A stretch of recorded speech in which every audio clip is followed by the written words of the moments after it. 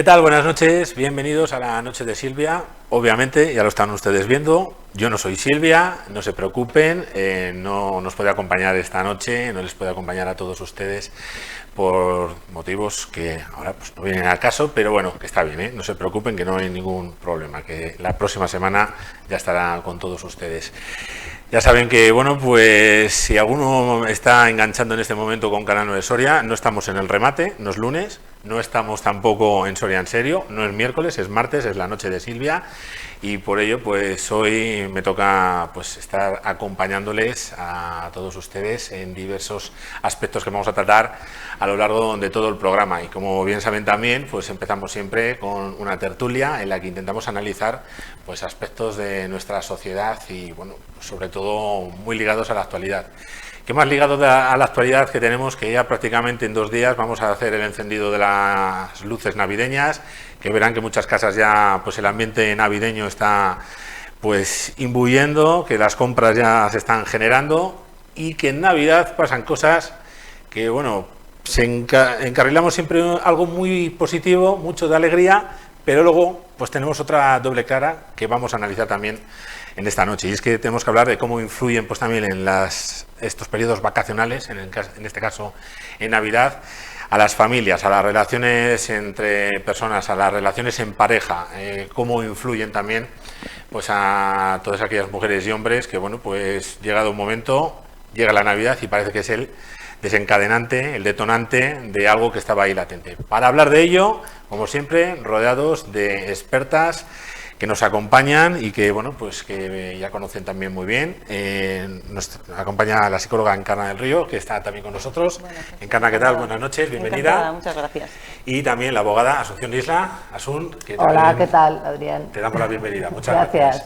Bueno, lo decía antes, claro, llega un momento en el que cosas que tenemos ahí guardadas durante todo el año, llega esta época y claro, salimos de la rutina, entramos también en una serie de tiempos en los que no son los que tenemos al cabo del día, conectamos con unas personas con las que no solemos conectar tan habitualmente y esto me imagino que también saca un poquito de esa zona de confort o de esas cosas latentes que tenemos, ¿verdad? Sí, efectivamente, bueno, las relaciones familiares a lo largo de todo el año, sobre todo en periodos vacacionales o los periodos cuando hay conflictos, obviamente si la relación va bien, pues los periodos vacacionales influyen para bien, porque influyen para conectar, para estar más juntos, para sentirte apoyado, sentir ese vínculo más fuerte. Pero es cierto que cuando ya hay un conflicto previo, por el motivo que sea, tanto sea dentro de las relaciones familiares, dentro de las relaciones en pareja, pues los periodos vacacionales, sean cuales fueren, influyen. ¿Qué ocurre? Que los periodos de Navidad son los que más. ¿Por qué? Pues porque no solo está la relación de pareja, sino que metemos a la familia extensa. Entonces ya está nuestra familia, más la familia del de al lado, más los hijos, etcétera, ¿no? Con lo cual, tíos, gente que no vemos a lo mejor nunca en todo el año y no lo soportas y ese día te tienes que sentar a cenar con esa persona o a comer. Entonces, ¿qué ocurre? Que claro, si ya la relación previa no está bien, el resolver ese conflicto se hace difícil porque la comunicación es complicada y a veces pues es cierto que genera que después de estos periodos, sobre todo, haya conflictos importantes. Yo, por lo menos desde mi experiencia profesional, veo que suelen ser más a posteriori que antes de. O sea, antes de sí que es verdad que hay gente que viene a consulta para decir, uff, me tengo que preparar porque es que vienen las Navidades y tengo que pasar por esto sí o sí, mi relación de pareja a lo mejor está muy bien, mi relación de familia a lo mejor está muy bien, pero es que surgen unos conflictos con la familia extensa de la otra persona que me afectan mucho y que luego nos llevan a discusiones entre la pareja, por ejemplo, ¿no? Entonces, esto sí se trabaja a veces y en ocasiones, bueno, pues se ayuda en este sentido, ¿no?, a resolverlo. Pero sí es cierto que después de, sí que ocurre, pues porque, claro, estos conflictos que, digo, insisto, es verdad que hay un conflicto previo latente, o sea, si la relación está bien, pues estos periodos los pasamos todos, pues ya está, se pasa. Unos ratos mejor, otros ratos peor, unos ratos tendrás más ganas, otros menos, pero los pasas. Pero cuando hay un conflicto anterior entre la pareja o en la familia, pues efectivamente pueden surgir luego separaciones o divorcios o lo que surja. Claro, hablaremos también un poquito de lo que hay que hacer antes y ver un poquito por dónde caminarlo, pero claro, Asun, imagino que, como decía también Encarna, una época especial del año en la que, claro, tú en verano te vas de vacaciones con la pareja, no te vas con toda la familia, normalmente, claro, Pero en esta época del año, todas estas circunstancias, imagino que también, al igual que con Encarna, desencadenan en un mayor número de atenciones por parte de parejas que se quieren también separar, que llega, imagino, la cuesta de enero para todo, incluso para esto. Sí. Por lo general, todos los periodos vacacionales llevan pues es una mayor convivencia que no hay habitualmente en el día a día, y bueno, pues el periodo de Navidades por excelencia es un periodo conflictivo donde los haya. Entonces es verdad que después de estos periodos vacacionales suele ser bastante más frecuente acudir al despacho del abogado para preguntar cuáles son mis derechos, qué pasos tengo que dar a la hora de tomar la decisión de separarnos o divorciarnos. Y es verdad que sí que aumentan los casos. Sí. Claro, antes de llegar a ese contacto también que hablaremos un poquito con los profesionales de la abogacía, para ver un poquito si es necesario acudir a abogadas, abogados para que nos den ese asesoramiento. Como decíamos también antes, Encarna, claro, llegan las Navidades, tengo pánico a la familia de mi pareja, o la mía incluso, de lo que puedo hacer con mi pareja. Pero claro, para intentar focalizar un poquito ese asunto e intentar darle una solución de algo que podamos tener previo, ¿qué pasos hay que seguir? Bueno, sabe Asunción que existen los abogados, ella creo que además está formada en ello. Se puede llevar a cabo inicialmente, si se ponen en contacto con un abogado y lo que quieren es una separación, pues se puede iniciar una mediación o valorar o evaluar si hacemos terapia familiar, que no es lo mismo. Entonces, si se hace una mediación, en una mediación lo que se hace es un agente externo evalúa los problemas que ocurren en una situación y se busca la solución a esos conflictos, que suelen ser problemas de comunicación. Yo me quedo encerrado en que yo quiero que esto se resuelva así y no me bajo de que yo quiero esto y no me doy cuenta de que tengo que ceder algo y que la otra persona también va a ceder algo, ¿no? Y que vamos a intentar ganar las dos partes, pero dándonos cuenta de que hay que resolverlo, no va a ser ni como yo quiera ni como la otra parte quiera. Entonces, en los procesos de mediación eso es lo que se trata, ¿verdad? Sobre todo con respecto, bueno, si quieres explicarlo tú un poco más que lo haces tú en tu despacho. Cuando viene el cliente al despacho para preguntar un poco pues cuáles son los derechos que tengo, qué pasos tengo que dar, pues lo primero que hago es ver un poco cuáles son las necesidades que tiene en ese momento. Si todavía no está concienciado de que realmente se quiere separar y que únicamente, bueno, pues es ir asesorándose para ver los pasos a seguir. Si realmente lo que pasa es que no hay una comunicación en la pareja porque hay un deterioro con el paso del tiempo, pues porque los hijos desgastan mucho la relación de pareja. En ese caso yo intuyo que a lo mejor se puede salvar esa relación de pareja y lo que hago es pues derivar a terapia de familia, que en ese caso entraría pues Encarna, los psicólogos, para ver si en unas sesiones a las que acuden las dos partes pues se puede salvar la pareja. Claro, hay que diferenciar la terapia de pareja de la mediación familiar. Si por el contrario viene una persona y lo tiene totalmente claro, no quiero continuar en la relación, pues se acaba el amor, no lo aguanto, no la aguanto a ella, o otro tipo de problemas, pero que ya lo tienen claro. Entonces lo que quieren es saber cuáles son los pasos que tienen que dar pues para tomar la decisión y no meter la pata. En ese caso, pues la opción es ir a una mediación familiar, que es distinto de la terapia de pareja. La terapia de pareja la lleva a cabo un psicólogo para intentar depurar ahí a ver el problema que hay y que salga la relación a flote. Y la mediación de pareja es una vez que ya hemos tomado la decisión de separarnos, las dos partes estamos convencidos de que nos vamos a separar, entonces tenemos que repartir los bienes, ver cuál es la relación que va a haber en el futuro con los hijos. En ese caso, cuando ellos mismos no son capaces de llegar a ningún acuerdo en ese reparto o en qué hacemos con los niños, quién tiene la custodia, quién no la va a tener, el régimen de visitas, etcétera, pues en ese caso la figura del mediador, que bien puede ser un psicólogo o un abogado, media, como la palabra dice, para que lleguen a un acuerdo en el reparto de, como digo, de lo que tienen, ¿no? Y en el caso de que la persona viene y dice, no, ya hemos hablado en casa previamente y los dos estamos, o las dos estamos convencidas de que esto es así y además ya tenemos muy claro cómo lo vamos a hacer. Queremos que los niños se queden con uno, con otra o con los dos, o mira, solo tenemos un piso y lo vamos a repartir así. En ese caso... ¿Lo tiene muy claro?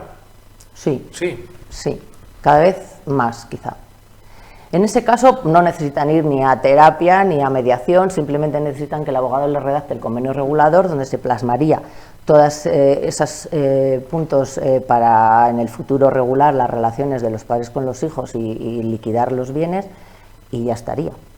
Y que cada vez más parejas también lo tengan más claro. Sí, eso sí, porque ¿Cómo lo veis? Yo creo que, claro, hay una diferencia, porque yo, por ejemplo, a mí cuando me llegan las terapias de pareja, normalmente no han ido al abogado previamente, normalmente. A veces es verdad que es el abogado el que les recomienda, oye, yo creo que aquí todavía se puede arreglar y vamos a hacer. ¿Cuál es la diferencia entre el proceso de mediación, como decimos, que es un poco resolver los conflictos, al proceso terapéutico? Pues en un proceso terapéutico metemos todos los procesos emocionales, relacionales, propios de la persona, la mochila que cada uno lleva, entonces ahí desgranamos un poco más qué es lo que está ocurriendo, no solo en la superficie, sino vamos hacia adentro, tanto a nivel de pareja como cada uno. O sea, aquí cuando hablamos de pareja hablamos de tres, un miembro de la pareja, el otro miembro y la propia relación de pareja en sí, porque no nos comportamos igual con nuestra pareja que con nuestra madre o que con nuestras amigas o que con nuestro hermano. Entonces, eso hay que desgranarlo y se trabaja terapéuticamente. Yo lo que suelo ver es que primero acuden las parejas que dicen esto ya, estamos fatal, así no podemos seguir, igual si seguimos así nos vamos a acabar separando, pero nos queremos y todavía queremos dar un paso hacia adelante, pues ahí acuden a pedir ayuda y acuden a terapia.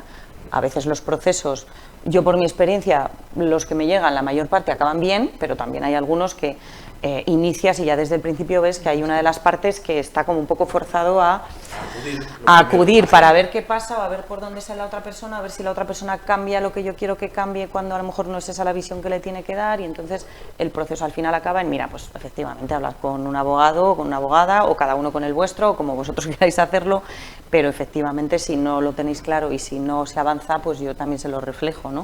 Claro, porque lo importante, imagino, a la hora de intentar arreglar una relación es que las dos partes quieran arreglarla y que estén en ese mismo nivel, ¿verdad? Sí, no, no hay nada que hacer. Sobre todo en mediación. Mediación es importante que las dos partes estén dispuestas a someterse a ese proceso, a ese procedimiento de mediación. Si no, si una de las dos partes no quiere, no se puede hacer. No. Eso es. Claro, en ese sentido, ¿cómo se trabaja desde que llegan, en el caso, por ejemplo, de la terapia, desde ese paso inicial? Antes de las Navidades, por ejemplo, los pocos que dices que llegan antes de Navidad, que si puede ser, imagino, que sean más que los de que después de Navidad, es que tendrá más posibilidad, ¿no? Sí, seguramente. ¿Qué es lo que hay que hacer? ¿Qué es lo que se hace? ¿Cómo se trabaja con ellos?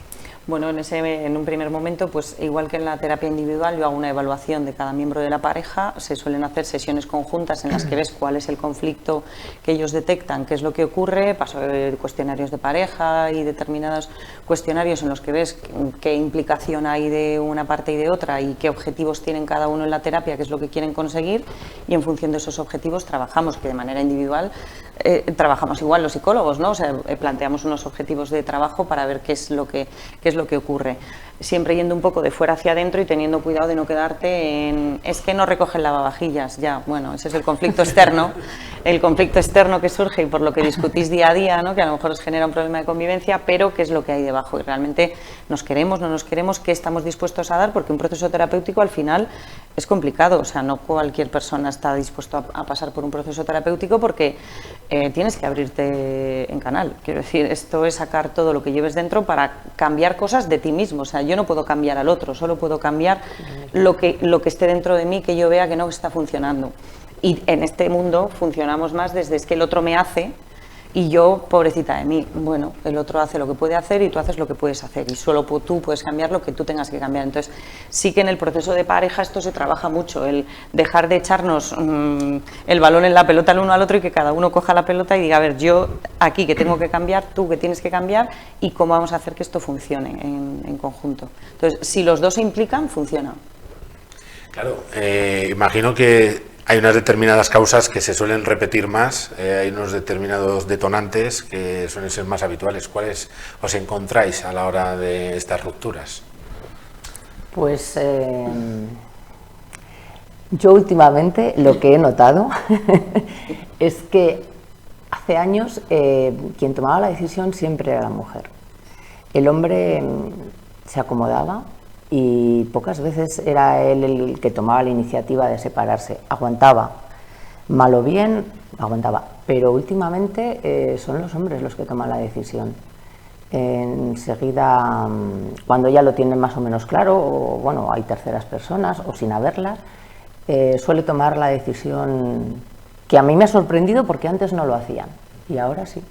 A mí a terapia no me llega esto, ¿eh? No, sí es verdad, es que lo hablaba con ella, ¿verdad? Que digo, bueno, me llama la atención a mí también que ahora ella lo esté viendo así, porque a mí me sigue llegando más el otro lado, ¿no? El que ella es la que toma la decisión de dejar la relación, o más por igual, o sea, lo veo un poco más igualado. Es verdad que ya va siendo un poco más equitativo. Es cierto que antes era diferente, era más el hombre el que se acomodaba en la relación y la mujer la que al final, cuando ya se cansaba de sufrir el daño que ella estaba recibiendo por los motivos que fueran, por la carga normalmente. Es que antes, pues bueno, la visión machista estaba y la cultura machista está ahí muy impregnada, entonces es verdad que antes era muy, cuando la mujer ya se cansaba de la carga de hijos, casa, toda la carga mental que conlleva el día a día, ya me canso, te lo he dicho 1000 veces, tú crees que es un arrebato y se me pasa, pero sigues igual, y al final ella decía, pues mira, yo ya estoy, ya he hecho mi duelo dentro de la relación de pareja, me voy y fuera. Y es cierto que bueno, que es verdad que ahora cada vez hay más hombres que sin llegar a este sufrimiento, ¿no?, a este hecho del duelo, pero sí que toman la decisión de, bueno, pues se ha acabado, tanto un lado como otro, sí que se va equiparando un poco. Pero a mí me llega lo que te digo ahora, no tanta terapia de pareja ahora asociada a, porque a lo mejor lo que me ha llegado y ahora estoy trabajando va más asociado al periodo de verano. Vino después de verano. El verano también claro. es muy importante. Es que el verano es muy duro también, También. Sí, claro, Sí. las vacaciones, es verdad. En Al final es tiene que ser pasar tiempo, terrorífico, ¿no? pasar tiempo con la persona con la que, bueno, convives, pero a lo mejor a veces casi no nos vemos y de repente pasas una semana entera y sientes que es un extraño o una extraña para ti. O que las cosas no van, o es que se ha pegado todas las vacaciones mirando el móvil, no me he hecho ni caso. Eso es muy significativo. Sí, claro, y dices, bueno, pues no sé, algo pasará, ¿no? Si te vas de vacaciones y estás con un teléfono mágico con la persona con la que te has ido, claro. Obviamente, bien la cosa. Ahí no pasa algo. Pero surgen conflictos, ¿no? Pongo el móvil porque ahora está muy de moda, pero bueno, otro tipo de conflictos también, ¿no? De Claro, comunicación. ¿no? y ahí es donde también os quería preguntar una cosa, porque claro, estamos hablando mucho de que llega ahora el momento de estar con familia con la que no solemos estar. Que si muchas veces echamos la culpa al suegro, a la suegra, al cuñado, a la cuñada, al primo, al que sea. Vale. ¿Cuánto de porcentaje tienen las rupturas de tu madre, tu padre se está metiendo mucho en la relación, o cuánto enmascaran otros problemas que hay latentes? ¿Hay rupturas que tienen que ver con la familia o hay rupturas que hay algo detrás? En algún caso sí. Yo puntualmente sí que he llevado casos en los que la suegra es la suegra, ¿eh? Y sí, pero últimamente no. Yo creo que ya vivimos. Antes los abuelos como que hacían más vida con el matrimonio, pero ahora ya los abuelos. Yo lo que veo ahora son más conflictos de pareja, tanto, más sí. propios de pareja, que obviamente la familia extensa de cada uno nos influye a todos, ¿no? Pero no tanto como, mira lo que me ha hecho, cómo me ha tratado tu madre, tu padre, ocurre, claro que sí, o sea, quiero decir que soy terapeuta familiar, veo de todo, ¿no? O sea, hay situaciones muy graves y muy complicadas en este sentido, pero del tema que estamos hablando propiamente asociado a las separaciones, yo veo que ya más es el conflicto de pareja. El yo creo desgaste que también, del día a día, sí, los y hijos. yo creo que también porque es verdad que antes era más común que los abuelos vivieran con la pareja, Claro. ¿no? Que te casas y te llevas a los abuelos, al padre, a la madre, y ahora cada uno y cada vez vivimos más independientes y nos preocupamos menos unos de los otros en general y de la familia también, entonces yo creo que influye. O sea, imagino que sobre todo ahora la época que nos viene va a ser más todo lo que llevamos detrás, lo poco que pase esos días, El añadido. va a ser el añadido, ¿no? Sí. El granito que faltaba de Sí, arena. sí. Habrá casos en los que sí, que sea el granito de arena de mira ya, o sea, ya a fin ya era es lo último que me podía pasar, que sí ocurre, o sea, es que después, que luego lo que te digo, yo por lo menos lo que me llega a mí me llegan muchas terapias después de Navidad que al final acaban bien, porque ese granito de arena último que hace que vayan a terapia, ¿no?, ayuda a que salgan todos los granitos acumulados de 20 años de relación a lo mejor, pero que consiguen gestionarlos y darse cuenta de que se pueden hacer las cosas de otra manera y que pueden empezar a funcionar de otra forma. Y en otros casos pues que dicen no, es que no hay nada que solucionar. Lo que dices, hay una parte a veces que llega como, venga, voy a escuchar al otro, pero estoy convencida de que no quiero nada más. Oye, antes de entrar también un poquito en el tema de separación y divorcio, que también te quería preguntar, Asun, claro, estabas hablando de 20 años de relación de pareja, vale. Una pregunta que me surge a mí ahora, el límite de paciencia, el límite en las relaciones. ¿Os llega cada vez gente más joven que lleva menos años en pareja? Cada vez hay menos paciencia a la hora de aguantarse el uno al otro. ¿Os sorprende y llegan casos de gente que lleva muchos más años y que ahora es el momento? ¿Cuál es la fotografía? Yo en mi caso tengo de todo. Yo también. Jóvenes, sí, y también muy mayores, ¿eh? Sí.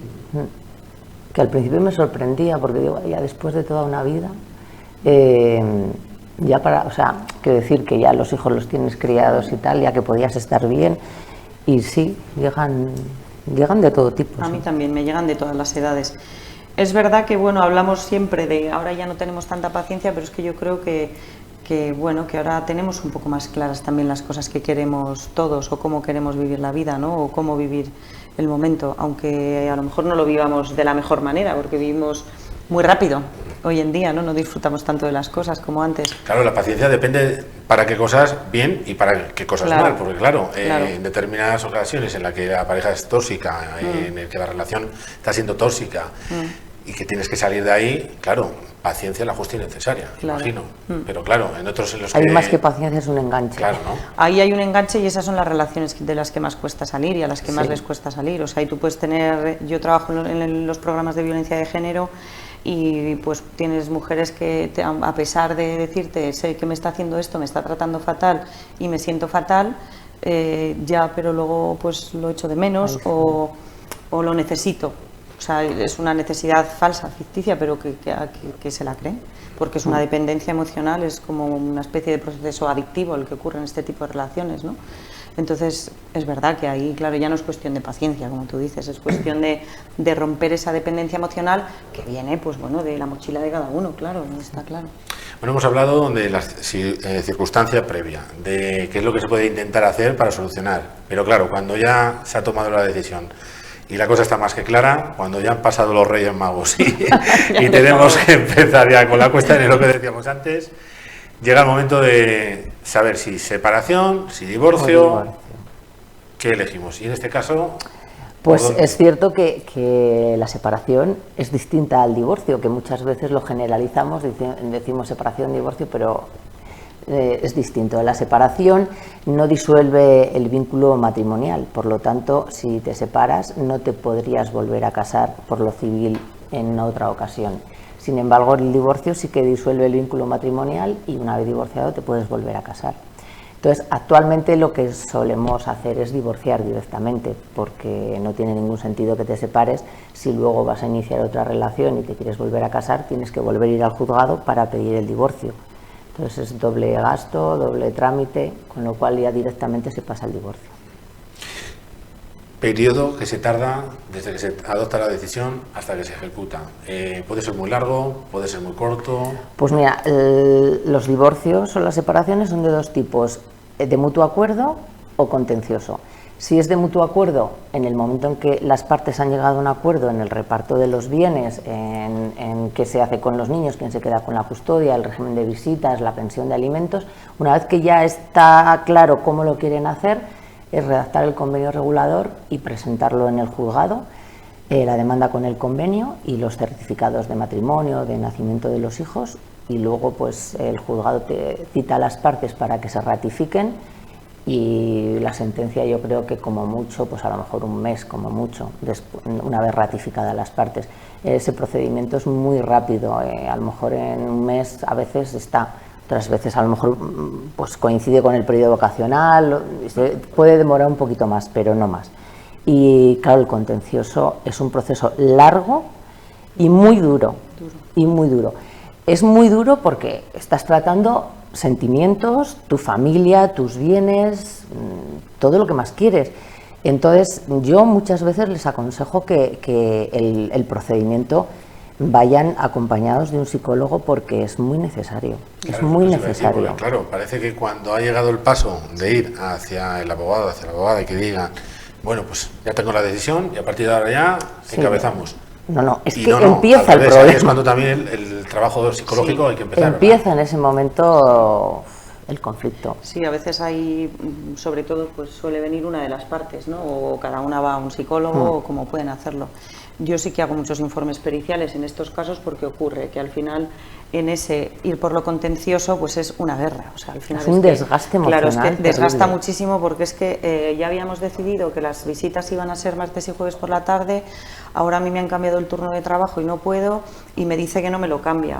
Y a mi abogada le ha dicho y su abogada, y es que no hay más, o sea, es una guerra al final que sin sentido, además vista desde fuera, pero claro que desgasta mucho a esa persona, la otra desde su punto de vista también, porque claro, sus motivos tendrá para decir, no, ya habías dicho esto, ya no digo lo otro, y es agotador, o sea, y hay veces que yo en ese proceso acompaño a mucha gente, a veces con informe, a veces sin informe, pero sí, o sea, a veces cuando hay críos pequeños pues necesitan informe también porque en ese proceso están luchando por la custodia también. Casi siempre se lucha por la custodia. Efectivamente. Y sobre todo lo que es el juicio en sí es muy doloroso porque cada uno saca lo mejor de sí. Ahí se dice de todo. Sí. Y es muy duro. Bueno, claro, hablábamos un poquito de las causas de los detonantes, pero también a la hora de enfrentarse a esa separación o a ese divorcio, claro, ¿qué es lo que pesa más? Los hijos, los pisos, los bienes. Pues yo te diría bueno, y que ahora el ego. incluso también hasta o sea, los animales, porque con la nueva ley animal también esto cambia, ¿verdad? Efectivamente. O sea, Yo el te ego. diría que el ego de cada uno, o sea, cuando vas a malas, o sea, al final es una cuestión de yo quiero esto, tú quieres esto, y el ego, o sea, ahí no piensa, no hay... Pero el ego a la hora de beneficio para mí sí. o el de hacer daño al otro. Las dos. ¿Qué pesa más? Porque hay mucho despecho a veces. Sí, efectivamente. El despecho y lo hacen pagar, pues al final con los hijos. Y al final es... a pesar de que te dicen, no, los hijos es lo primero. No, pero no es verdad. Yo en esos casos siempre digo, o sea, cuando me llegan, y a veces llegan las dos partes, a veces llega una, y a veces vienen porque el hijo o la hija lo está pasando fatal y tú les dices, pero ¿cómo no lo va a estar pasando fatal? Si está oyendo a su padre hablar fatal de su madre, a su madre hablar fatal de su padre, y la pobre la tenéis loca entre los dos, o el pobre lo tenéis entre los dos que no sabe qué hacer. Y chavales y chavalas realmente mal por esa situación. Y siguen empeñados en que yo pienso en mi hijo o yo pienso en mi hija. Y entonces yo ahí abogo por eso, que usemos el sentido común y que realmente pensemos en nuestros hijos en ese caso, porque al final es una decisión de adultos nuestra que tomamos y que estamos en nuestro derecho, porque estamos en el derecho de pensar que eso va a ser mejor para nuestros hijos, pero que realmente sea mejor. Porque hay ocasiones en las que juntos estarían fatal, pero separados están fatal igual, los hijos. Y tú dices, no, yo estoy mejor, yo me siento... Ya, pero es que todo esto que le dices o que haces con tu hijo o con tu hija es un daño que no te lo imaginas, o sea, es que es un daño de hoy para el futuro, es que dependen de nosotros, son menores. Entonces, yo sí abogaría por separaciones, o sea, si al final se llega a esa separación, a ese divorcio, a lo que sea, utilizar el sentido común, dejar el despecho aparte, si cada uno tiene que utilizar su proceso terapéutico para trabajarse sus daños, sus miedos, su dolor y su duelo, pues estupendo, pero que puedan ser capaces de dar lo mejor de sí mismos en ese proceso y no lo peor, que es lo que sale en esos Pero es muy contenciosos. difícil porque cuando estás dentro no lo ves. Sí. Tú siempre crees que estás en posesión de la verdad y que la culpa es del otro o de la otra. Además es que es vicioso también, porque claro, se va retroalimentando cada paso judicial, cada paso Y es también. que desde mira lo que fuera, me ha hecho, y desde fuera dices, pues si fuera no te se ha ve hecho nada. totalmente distinto. Si no te ha hecho nada. O esto no. Y a veces es verdad, hay gente que viene con ánimo de escuchar y pide ayuda psicológica y dices, y te vienen todos enfadados o enfadadas, y de repente dices, bueno, pues esto que me acabas de contar, desde mi punto de vista, no ha hecho nada, esta otra persona lo que quiere es esto, tú estás interpretando eso y por eso te duele, pero lo que está haciendo es esto. Jolín, es verdad, pues igual no lo estaba viendo yo así y estaba en el conflicto eterno de verlo como mi eterno rival o mi eterna rival y a lo mejor no es tanto. Y entonces la gente que está dispuesta a cambia, y es verdad, y luego se nota en el proceso. Y que siempre hay dos versiones. Claro. No solo la de uno. Claro. La de una. Incluso, como decíamos, también hasta la tercera, la de la relación. Efectivamente, sí, es que es así, es cierto. Bueno, antes de terminar, os quería pedir a todos aquellos que nos están viendo un consejo antes de estas vacaciones, antes de este periodo vacacional de Navidades. ¿Qué les diríais? Pues paciencia. Yo diría... Paciencia. Mucha paciencia. Qué graciosa. Yo diría que cada uno saquemos lo mejor de nosotros mismos en estos días, que procuremos valorar desde el agradecimiento, desde el amor, el agradecimiento de poder estar con la familia. Este me caerá mejor, este me caerá peor, pero darle el toque de qué bien que puedo juntarme con mi familia, con la política, con el que aguanto, con el que no aguanto, pero qué suerte que tengo. Seguro que tengo unos cuantos a los que quiero muchísimo y puedo estar a su lado y quedarnos en ese agradecimiento, yo creo, y en ese sacar lo mejor de nosotros mismos, que cada uno saque lo que tenga que sacar. Pero si yo doy lo mejor, es posible que también vea que el otro me está dando algo bueno. Si no, mal. Sí, hacer las cosas sin esperar nada a cambio. Eso las es. haces porque las quieres hacer, Claro. y no para recibir nada. Sí. Si lo haces desinteresadamente, todo Sí. mejor. Pues Encarna y Asuna Encarna, a las dos, muchísimas gracias también por estar A una noche más vosotros. con Gracias a ti, nosotros, Adrián, y muchas nos vemos gracias. dentro de poquito. Vale, Vale. muy bien. Adiós. Les dejamos a Gracias. ellas y en un instante vamos a estar con ustedes también de nuevo aquí en la noche de Silvia, y para hablar también de emociones, en este caso ligadas pues a los órganos y todo a través de la reflexología. Va a estar en un instante también con nosotros Encarna de Enel Reflexología. Así que unos anuncios publicitarios y a la vuelta estamos de nuevo con ustedes.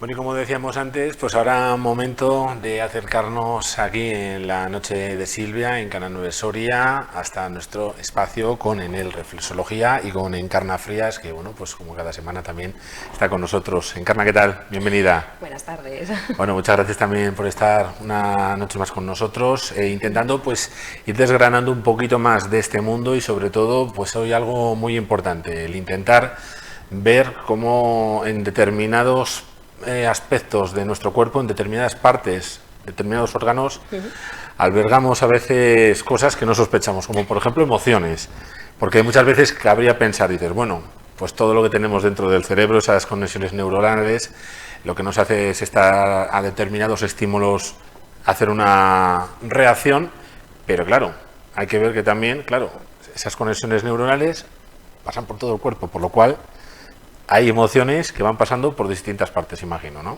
Exacto.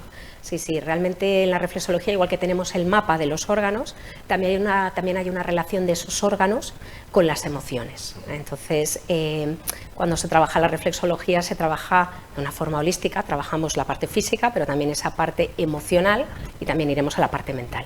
Entonces, en la parte emocional, que es lo que vamos a ver hoy un poquito, bueno, tenemos ahí esas 4 emociones básicas que son las que más detectamos, las que más fácil podemos caer en ellas y tienen su relación con sus órganos. Entonces, a la hora de trabajar, cuando yo veo que la persona tiene molestia en un órgano en concreto, siempre vamos a descartar primero esa parte física, que no haya algún síntoma, que no haya algún diagnóstico de alguna enfermedad, y si es así, pues ya, bueno, vamos a incidir en eso que a veces no nos gusta tocar, que es la emoción, que nos puede estar en nuestro cuerpo, nos puede estar mandando información de que hay una emoción que está alterada. Entonces tenemos molestia en esa zona concreta del pie.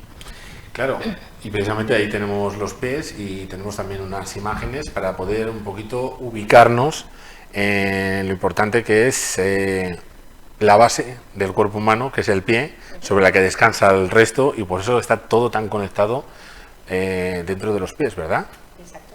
Sí, sí, realmente los pies es una parte del cuerpo que no le damos importancia, además es muy, vamos a decir, un poquito tabú, siempre la llevamos tapada, quitando en verano alguna sandalia, pero si no, pero realmente tiene una importancia porque es lo que tú dices, nos sostiene, nos lleva a los sitios y tiene muchísima información. Tenemos ramificaciones neuronales de la parte del sistema nervioso por todo el cuerpo y alrededor de unas 9.000 terminaciones terminan en nuestros pies. Entonces ahí es donde la reflexología trabaja con esas pequeñas presiones y va mandando esa información a través del sistema nervioso, que va a nuestro sistema nervioso central y de ahí a los órganos. Entonces ahí nos van a saltar pues esas molestias físicas, pero también esas molestias emocionales que a veces no queremos ver o no queremos entrar en ello. La organización que tenemos dentro del pie es como si fuéramos de la cabeza también a los pies, o se van ubicando en diferentes partes los órganos. ¿Cómo se redistribuye? Hay un mapa, le llamamos lo que es un mapa, están en la imagen, lo podréis ver, y si no aquí en nuestro piececito que ya es conocido, empezamos siempre por la cabeza. En los dedos tenemos reflejado la cabeza, en este dedo 1, también tenemos los senos y ojo y oídos en los dedos siguientes, ¿vale? Y luego ya vamos bajando por lo que es garganta, lo que es la zona de pulmones.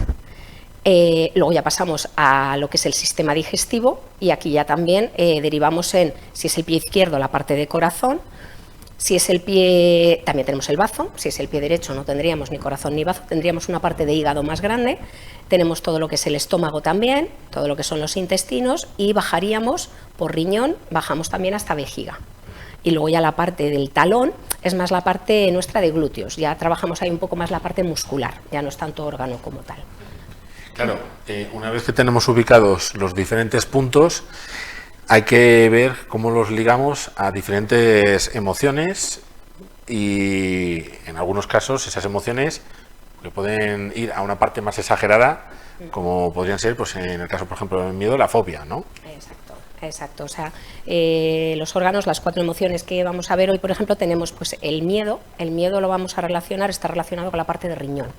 Cuando hay una molestia en la zona de riñón y descartamos esa parte física, bueno, es un poquito sutilmente a la persona hacerle ver si hay algo en ese momento en su vida que le puede estar causando un temor, que puede ser simplemente pues un cambio en su vida, un cambio de trabajo, un cambio de ciudad, y eso le puede estar ocasionando un miedo. El miedo es la emoción básica, si nos vamos al extremo ya nos iríamos a la fobia, ¿vale? Puede ser una fobia pues a un animal, a un alimento, incluso, por ejemplo, lo que es cuando estás en las alturas, por ejemplo, la gente que tiene miedo a las alturas, ahí ya nos iríamos a la fobia, ¿vale? Entonces, molestaría la parte de hígado, y, de riñón, la parte de riñón, y también nos vamos a la parte de oído. Otro órgano con el que está relacionado sería el oído. Por ejemplo, en los niños lo vemos muy claro, cuando tienen miedos nocturnos, cuando son pequeños, tienden a hacerse pis por la noche, ¿vale? Y muchos de ellos generan enotitis, tienen otitis crónicas, no crónicas, pero bueno, bastante recurrentes.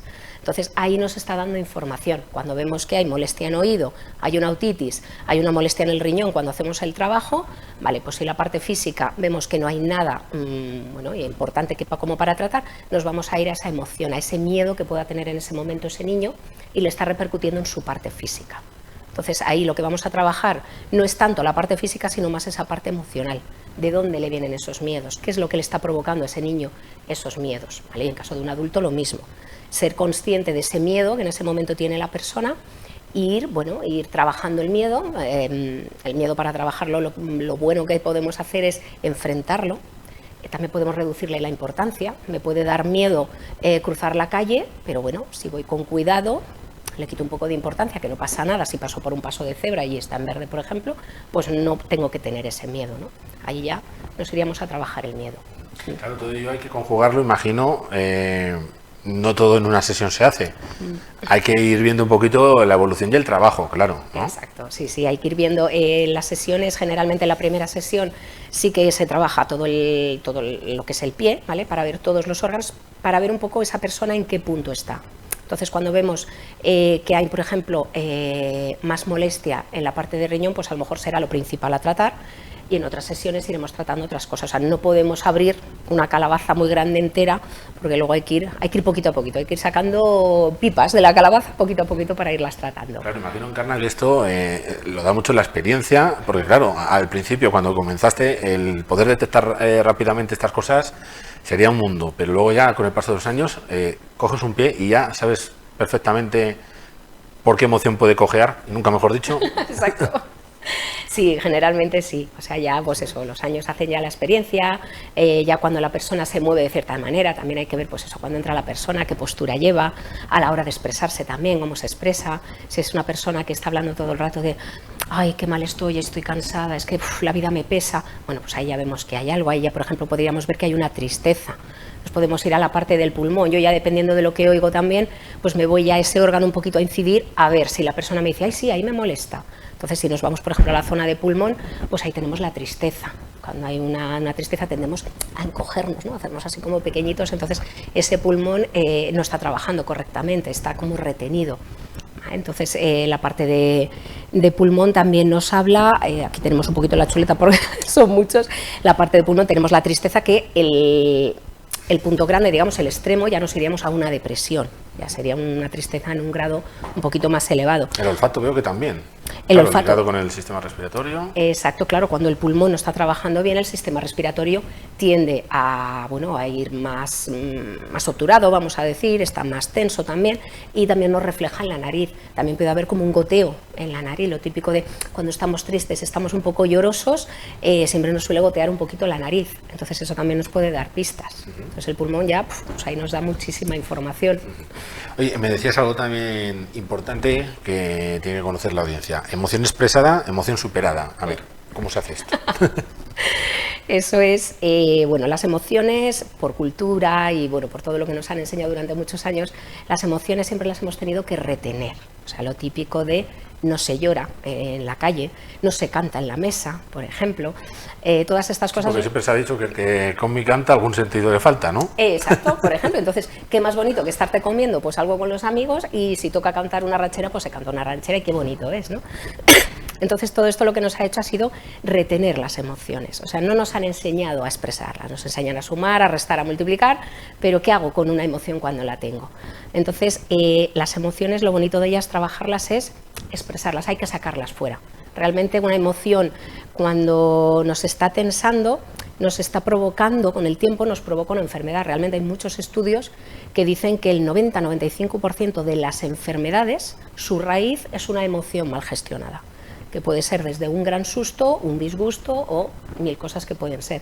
Entonces, una emoción, una tristeza, por ejemplo, y no soy capaz de decírsela a nadie, pues para que no se enfade el de al lado, para que no digan, mira, esta siempre va llorando por las esquinas.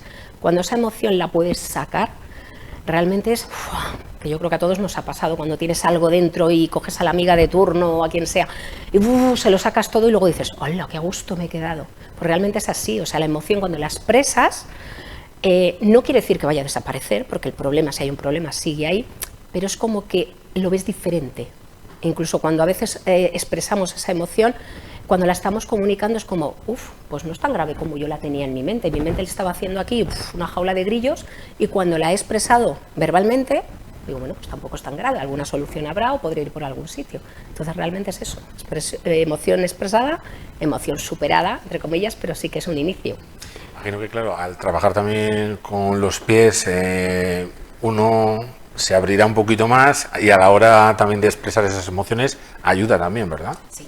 Sí, realmente en las sesiones, la primera sesión, claro, la persona cuando llega, pues generalmente no me conoce, ni yo conozco a la persona, sí que hay un diálogo, hay unas preguntas, pues para saber qué persona tengo delante, con qué estoy trabajando, pero me suele pasar mucho que, bueno, en algún momento dado a lo mejor hago una pregunta y la persona empieza a hablar, y recuerdo una señora que cuando llevábamos ya casi terminando la sesión, me dice, oye, ¿yo por qué te estoy contando a ti todo esto? Digo, no lo sé, yo estaba aquí y le he preguntado, ¿qué tal en casa? Y ¡buah! Debí de abrir la caja de Pandora. Entonces, esa persona lo que hizo fue sacar todo lo que llevaba dentro. A partir de ahí pudimos trabajar, pero simplemente ella me decía, dice, es que me voy como si me hubieras quitado, yo que sé, una losa de encima, porque llevaba mucho dentro, muchas cosas que no podía expresar. Entonces encontró una persona que dices, bueno, pues desde fuera, digamos, ¿no? Hay una confidencialidad, por supuesto, desde que se entra por la puerta. Y al tocar ciertos puntos también es como que movilizas esa sensibilidad que tiene la persona y tiende a expresar. Con tantas redes sociales, con tanto WhatsApp, con tantos mensajes, con tantas ganas de comunicar, parece que nos cueste a día de hoy expresarnos más en ese sentido en cuanto a las emociones. ¿Lo has notado más de los clientes de hace unos años ahora? Sí, o sea, se van abriendo. Ya el hablar de emociones, bueno, ya no va siendo un tabú. Cuesta, sobre todo gente mayor, le cuesta más. Y ya si nos vamos a la parte de hombres, también cuesta más, sí que es verdad. La parte femenina es, bueno, como que tenemos más tendencia a hablar, a comunicar. Pero sí que poco a poco se van abriendo, o sea, va habiendo un cambio, pero todavía cuesta. cuesta cuando le hablas a una persona, pues con algún hombre me ha pasado, ¿no? Que bueno, hemos ido a tocar la parte emocional y me frena enseguida. No, a mí mírame ahí en el pie lo que, pero a mí déjame de estas cosas, a mí estas tonterías no me van. Fíjate, una emoción, una tontería, ¿no? Entonces, bueno, pues es ir poquito a poco. Y el tema de las redes sociales es que ahí hay, bueno, por lo general, a ver, lo que yo percibo, es una opinión propia, se cuenta todo lo bonito. O sea, en las redes sociales me he ido a tomar una cerveza con los amigos. Pero no lo importante. Exacto. O sea, sí lo que... superficial, pero no lo importante. Sí, es más no todo, o sea, no es generalizar ni mucho menos, y es una opinión personal totalmente.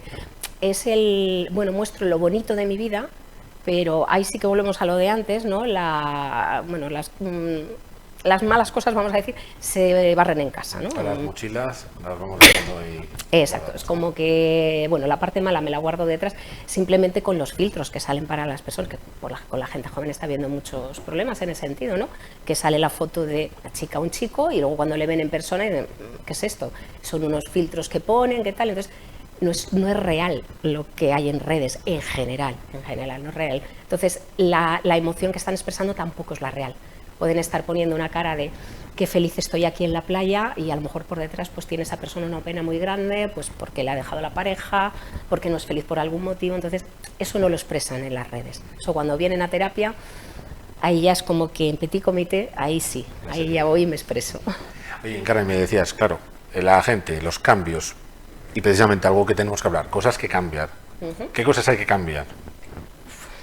Imagino que no pocas por el suspiro. Sí, hay que cambiar. A ver, cada persona tenemos en general todos cosas que cambiar, pero nos tenemos que dar cuenta. O sea, realmente, si yo soy feliz, si yo estoy bien, divina al 100% en mi vida, bueno, pues voy a seguir así.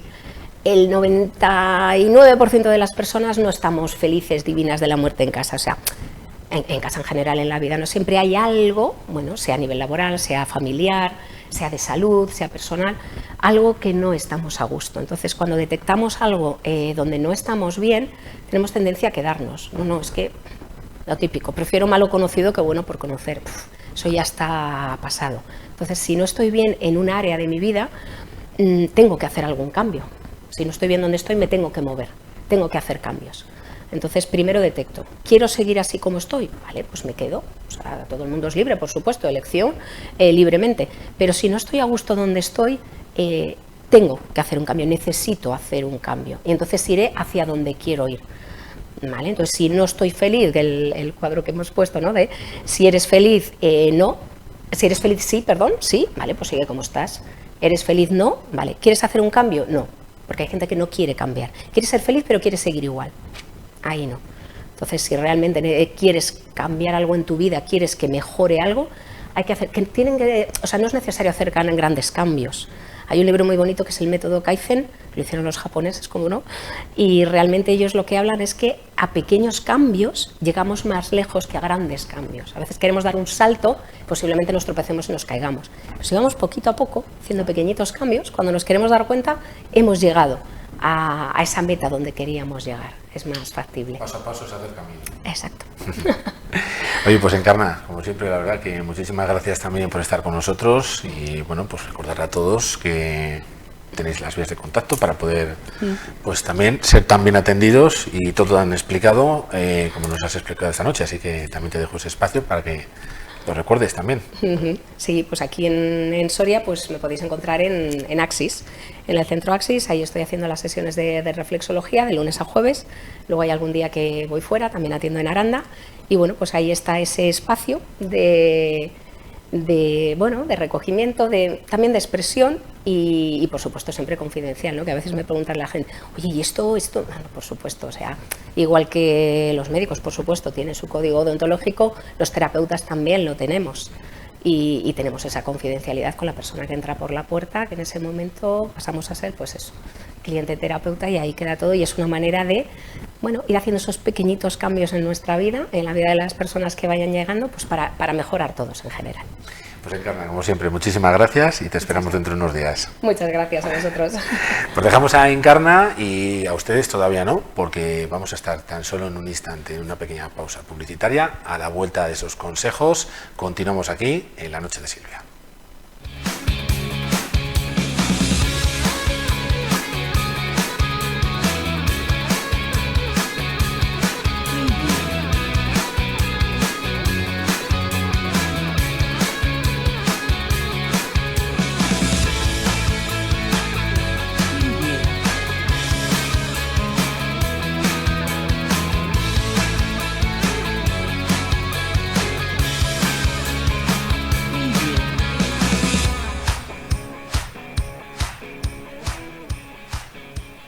Pues estamos de vuelta en Canal 9 Soria en la noche de Silvia y bueno, pues circunstancias de la vida que hace tan solo pues unos meses en esta misma cadena pues tenía yo el placer de estar con el profesor y escritor Antonio Delgado y bueno, pues en esta noche en la que bueno, pues también la circunstancia personal y lo sé porque detrás pues les une mucho tanto a Silvia como a Antonio pues una relación de hace ya años pues ha hecho que vuelva yo a estar aquí. Antonio Delgado, muy buenas noches. Muy buenas noches. Y es que bueno, pues claro, lo decíamos siempre, Silvia fue alumna también de Antonio, ¿verdad? Sí, efectivamente, la verdad es que tengo variadas alumnas, ¿eh? Acabo de saludar precisamente a una de sus primas y realmente pues sí, a Silvia le di clase hace muchos años en la barriada, porque nosotros, aunque se llame actualmente 12 linajes, seguimos hablando de la barriada. Y claro, y tantas alumnas, tantos alumnos, que claro, que es que si tuviéramos que coger el árbol genealógico de todos los sorianos, la mitad del árbol, pues, Antonio ha dado clase, sí, ¿verdad? Sí, tenemos una amplia gama. Bueno, hace tan solo unos meses, decía, nos reuníamos, además muy cerquita de aquí también, en el Parque de Santa Clara, la verdad que algo más caluroso, aunque ya, como está cambiando tanto el tiempo, ya no sé si la temperatura más o menos era igual, porque cada vez tenemos más calor, pero bueno, en ese verano hablábamos un poquito también, Antonio, de bueno, pues la extensa obra que vas realizando poco a poco con el paso de los años, trilogía que también pues estamos presentando la última parte de esa trilogía, La Reina del Sardi, que tenemos también hoy aquí con nosotros y que bueno, pues en aquel entonces me dejabas unos visos de un trabajo que tenía que ver muy relacionado con todo ello. Si te parece, antes vamos a ponerles en antecedentes también a la audiencia y hablar un poco de la trilogía. Trilogía que comenzó ¿con qué obra? Pues mira, la trilogía en concreto comenzó con la obra Sardinero Azul, que es realmente la novela en la cual pues empiezo yo a plantearme pues seriamente escribir. Había hecho muchas cosas siempre ligadas al mundo de la música y bueno, empecé con la novela negra, una novela costumbrista que se convirtió más que en novela negra, siempre lo digo, en novela gris. Creo que voy a consolidar ese nombre porque ya hasta algunos de los famosos me lo van cogiendo, porque es ese tipo de novela negra que no llega a ser tan cruda como lo que se lleva últimamente en la realidad y sin embargo que está teniendo mucho punch. Entonces esta primera novela arranco en mi vida, en el tiempo que estoy por Santander, y bueno, ha ido creciendo. Es una novela que, como hablamos ya en su día, pues no es una novela que se hace con plan previo, es una novela en la cual pues todo lo que me va pasando y todo lo que estoy viviendo va influyendo para que se escriba de una determinada manera, y así llegamos este año a la finalización de la trilogía, que es La Reina de Sardi, y ahora ya lo que estoy haciendo es prácticamente pues dando a conocer toda esa trilogía y explicando las cosas que había detrás de la trilogía, que son básicamente pues aspectos relacionados con la poesía, que ya se había dejado ver con la primera novela, con esta publicación tan bonita que es Desde un banco a la deriva, y sobre todo en estos últimos tiempos lo que estoy es planificando una exposición fotográfica de los temas que yo estaba tratando justamente cuando estaba haciendo estas novelas. En ellas hay pistas. ¿Por qué la fotografía es tan importante dentro de esta novela? Pues la fotografía es muy importante en esta novela porque, mira, Sardinero Azul básicamente tiene como arranque pues una serie de personajes que habitan una zona muy determinada de la bahía de Santander, y aunque parezca una tontería, yo en aquella época estaba haciendo unas series preciosas de fotografías como muy cromáticas de lo que son las barandillas, pero buscando no las formas, sino más bien las texturas y los cromatismos que dan pues los óxidos cuando el agua les machaca y se van deshaciendo los hierros, ¿no? ¿Cómo se busca una barandilla de decir, esta es la buena? Pues, porque claro, vas con una idea predefinida de decir, quiero buscar esta barandilla porque quiero buscar este matiz. Hombre, o de repente te sorprendes, esta es la que me gusta. Yo creo que ahí hay unas barandillas extraordinarias en Santander, sobre todo había en la zona del Camello y en lo que es la zona de la playa de la Concha, que se han sustituido, curiosamente lo ha sustituido un señor de Logroño, de Villamediana, de Iregua, con unas barandillas muy flojitas con respecto a las anteriores, y yo tuve la suerte de que en ese momento estaba haciendo todo aquello, y bueno, yo creo que os he traído alguna fotografía y se verá un poco por dónde iba mi camino. Lo que quería era sobre todo pues buscar ese choque que tenemos los de tierra interior cuando nos encontramos con cosas que no estamos tan acostumbrados a ver en nuestra tierra, ¿no? Y bueno, iba buscando pues una forma siempre de hacer fotografía diferente. Diríamos que también existe casi una trilogía en mis fotografías, o en lo que voy a plasmar en esta exposición, porque tendríamos unas fotografías muy relacionadas con las barandillas y con los óxidos y los cromatismos, después otra serie de fotografías que están absolutamente relacionadas con este banco, es decir, yo me ocultaba en la parte baja, diríamos, de la subida a la Magdalena, para que el fondo del atardecer hiciera de pantalla, y se reflejaran las personas que, sin saber por supuesto que yo les estaba fotografiando, iban pasando por un talud y por una, diríamos, cuesta que hace que las fotografías, vais a ver, me imagino que alguna, quedaran absolutamente en sombra. En fin, un trabajo delicado de estar ahí pendiente. Y tiene mucho que ver porque Juan Antonio Lenguas, aquel escritor que era poeta, que nos salía en Sardinero Azul y que nos deleitaba con Desde un banco a la deriva, pues estaba viendo esas fotografías, y en La reina del Sardi, en la tercera de las novelas, pues esa corona que parece coronar a nuestra reina, que sale como disparada del faro de Cabo Mayor, pues es el otro tipo de fotografías que voy a presentar, que son unas fotografías nocturnas, con las cuales yo lo que hago es, moviendo mi cámara, que las luces conviertan la fotografía en cuadros abstractos.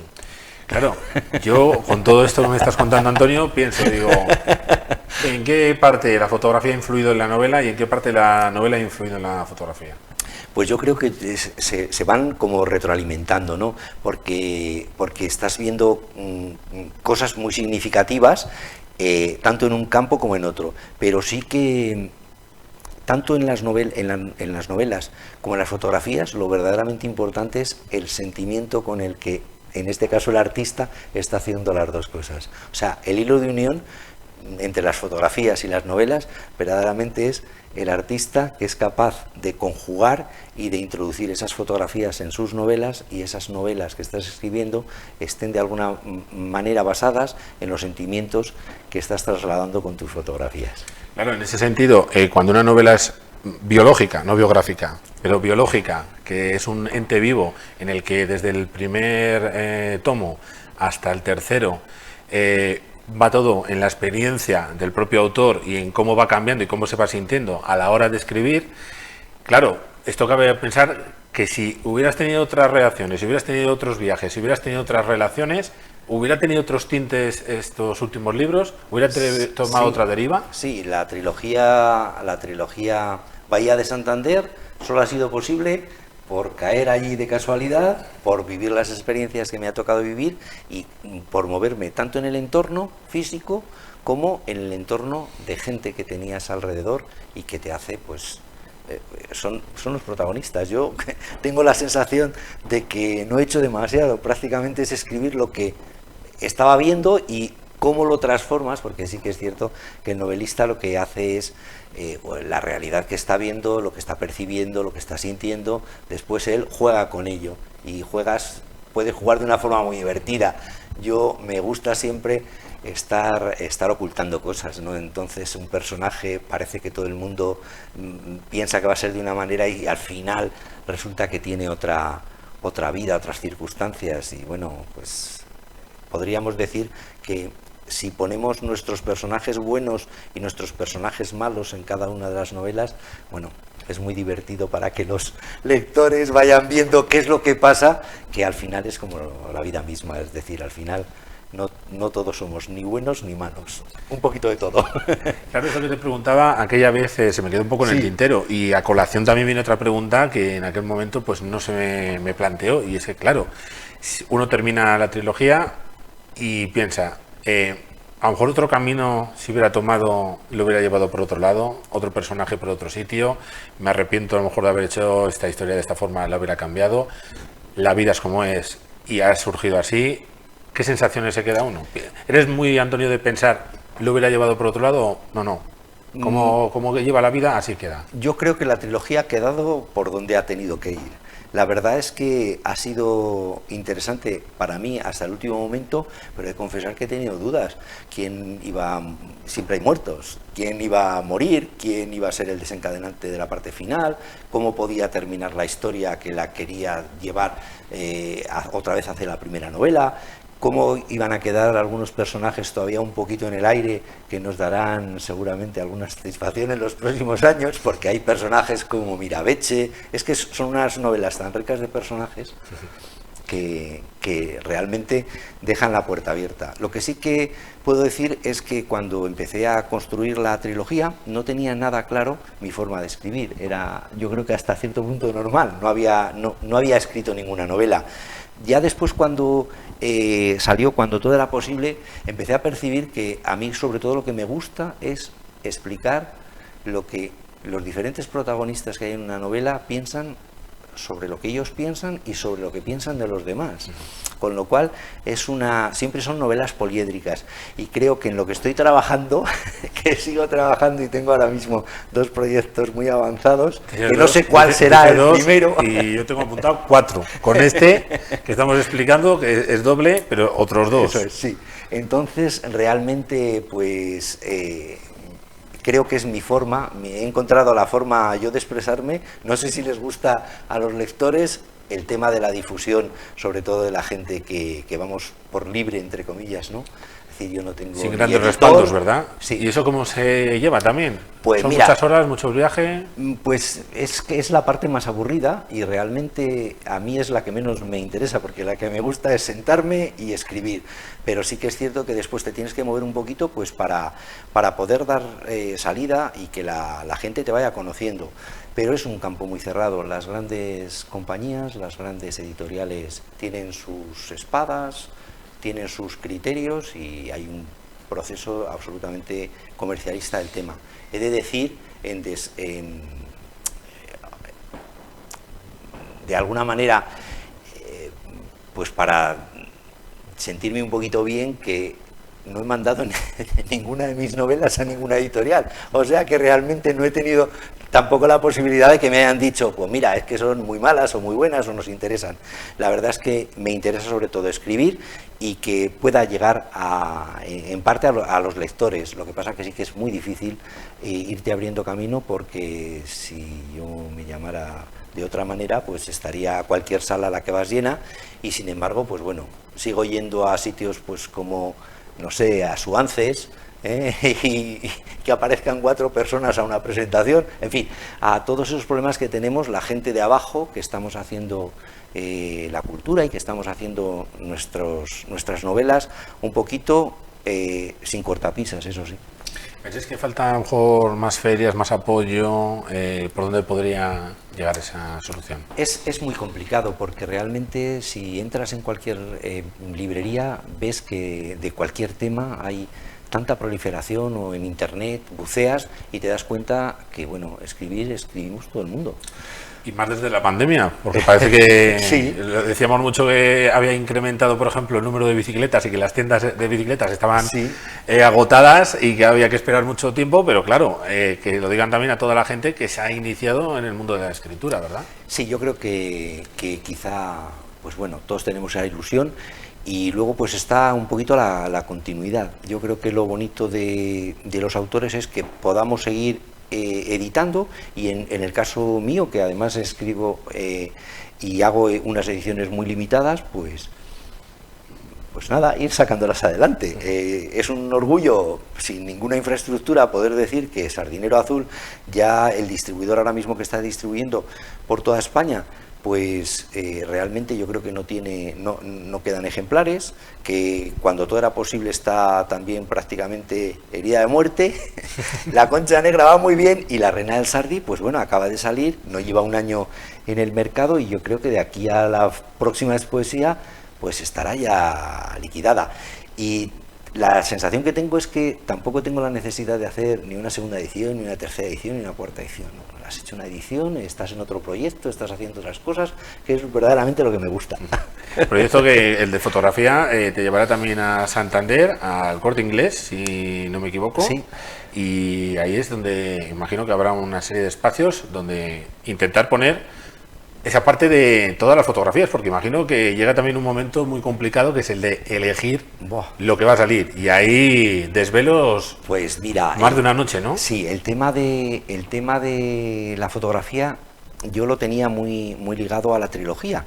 Entonces sí que pensaba que podríamos hacer una pequeña exposición con algunas de las imágenes de estos 3 campos diferentes en los que he estado trabajando, y yo creo que va a ser seguramente en primavera en el Corte Inglés, que tiene la suerte de exponer una sala de exposiciones muy pequeñita, pues para poner 20 o 30 fotografías, y que a la vez suele tener presentaciones de libros. Entonces vamos a conjugar ahí con mi buen amigo Javier, pues vamos a intentar conjugar algo seguramente de poesía, que eso lo vamos a dejar un poquito en secreto, y las fotografías que tienen mucha relación también con mis poemas, pero también haremos allí la presentación entonces de la trilogía. La segunda presentación en Santander, porque la trilogía, La Reina del Sardi ya se presentó en el Centro Cultural Doctor Madrazo, que es un sitio extraordinario que me encanta tanto casi como el Casino de Soria. Escritura, enseñanza, música, historia, cine. Fotografía decía, y cine. Y el cine también. Bueno, algo hay detrás con el cine también. Este verano, yo la verdad es que como he tenido tantos alumnos y he disfrutado tanto de la enseñanza y sigo disfrutando de ellos ahora. Son mis mayores seguidores en Instagram, pero también de los que sigo viendo cómo van evolucionando, qué cosas van haciendo, los que se dedican al diseño, los que se dedican a la música.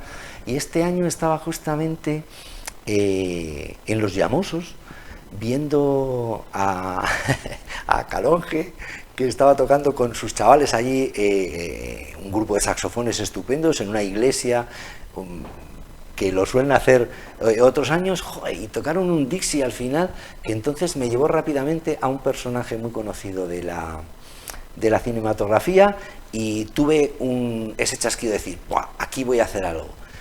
No sabía muy bien lo que iba a hacer, estoy además trabajando en otras cosas, pero bueno, en octubre me puse con esa novela y yo creo que va muy bien.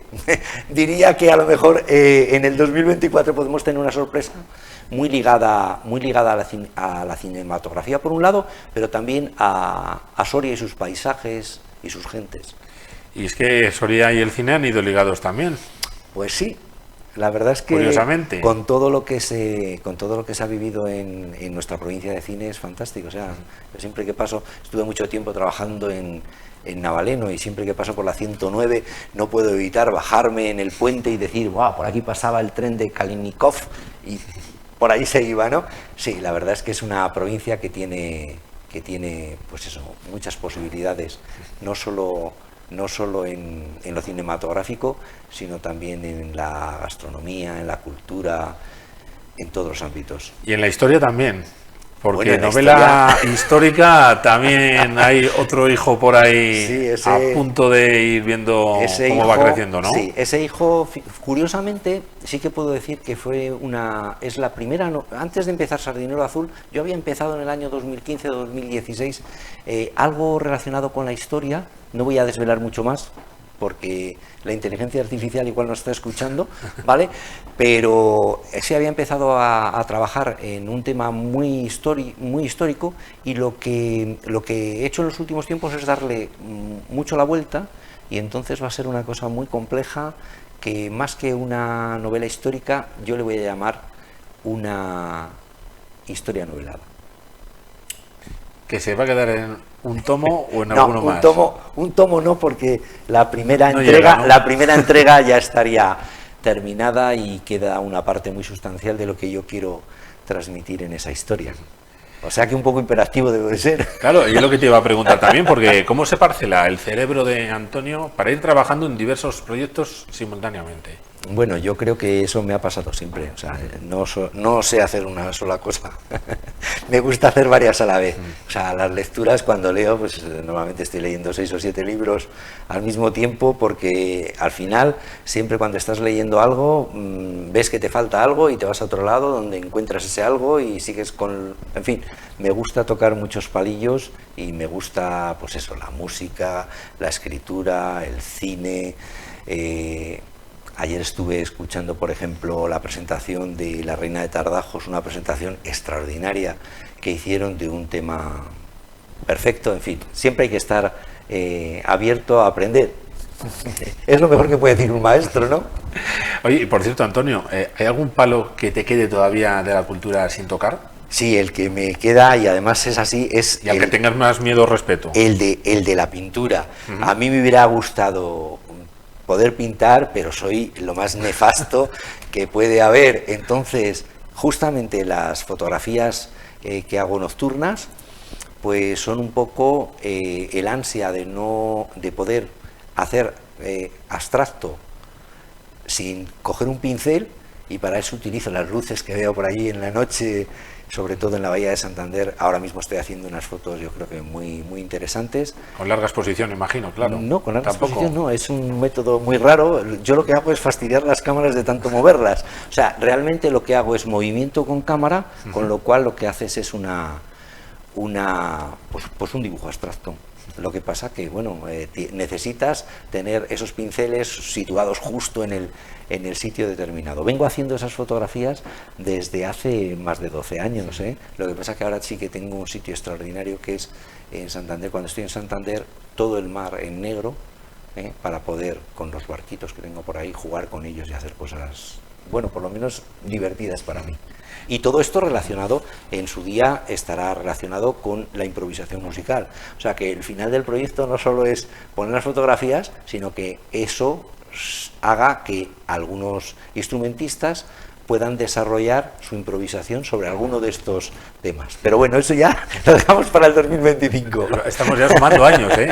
Sí. Estamos haciendo ya la cronología. Sí. No hemos terminado 2023, pero imagino que también un año importante, que lo valoras muy importante, ¿no? Este año. Pues sí, la verdad es que he hecho muchas cosas, y la verdad que aparte de eso, lo más importante en mi vida no es escribir, es disfrutar, es aprovechar la vida con la suerte que tengo de estar jubilado después de muchos años de trabajo, y verdaderamente eso es lo importante: cuidar de la salud, ser lo más feliz posible y después hacer estas cositas que le gustan a uno. ¿Qué más se puede pedir? Además que un año también que empezaba muy ligado al Arca, muy ligado también... Sí, claro. Bueno, es que han ido pasando tantas cosas, ¿verdad? Sí, este año la verdad es que ha sido un año estupendo, porque estuve en el Arca, además con el alcalde y con el Ovejas, joder, fantástico, con los cuales sigo manteniendo cierto trato y cierta amistad. Bueno, gracias siempre a Ascen, que es una persona estupenda y que está haciendo un trabajo ímprobo en toda aquella zona. Y después hicimos una cosa muy interesante también en un pueblecito que se llama Quintanas Rubias de Arriba. Que tenemos las dos, las de arriba y las de abajo, ¿cierto? Eso es, que tenemos allí a Alfonso Fresno con el Huerto Poeta, que sigue evolucionando, y del que yo ahora mismo estoy un poquito descolgado. Digo un poquito descolgado porque crearon un grupo de WhatsApp, y claro, no soy capaz de hacer tantas cosas al mismo tiempo, pero seguiré colaborando con ellos. Un trabajo muy interesante, y que tendrá también este año alguna novedad.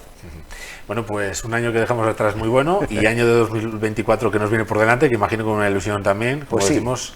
la verdad es que no tengo muy claro, otros años más o menos sí que estaba claro si iba a haber un poemario, una novela. Este año va a ser seguramente un año en que saldrá un pequeño poemario, y puede que una de las novelas, pero no sabría decir a fecha de hoy si va a ser la novela historiada que estoy trabajando o ese otro, no sé cómo llamarlo. De momento vamos pausando con lo que tenemos, ¿verdad? Sí. Y en cuanto sepamos ya, perfecto, lo contaremos. Pues Antonio, como siempre, la verdad que un placer tenerte con nosotros aquí en Canal 9 Soria. Y bueno, pues deseando ya que lleguen esos proyectos y que los podamos contar también contigo. Pues muy bien, Adrián, como siempre, estupendamente, ¿eh? Y aunque he echado de menos que no esté Silvia en la noche de Silvia, siempre digo que creo que de las mejores entrevistas que me han hecho en radio y en televisión es la de este verano tuya. Pues Antonio, la verdad que muchísimas gracias y te vemos dentro de poquito por aquí. Cuando quieras. Dejamos a Antonio Delgado y también a ustedes hasta la próxima semana, hasta dentro de 7 días, en los que ya pues de vuelta estará con nosotros Silvia, aquí en la noche de Silvia. Que pasen una feliz noche y les vemos entonces. Muchas gracias.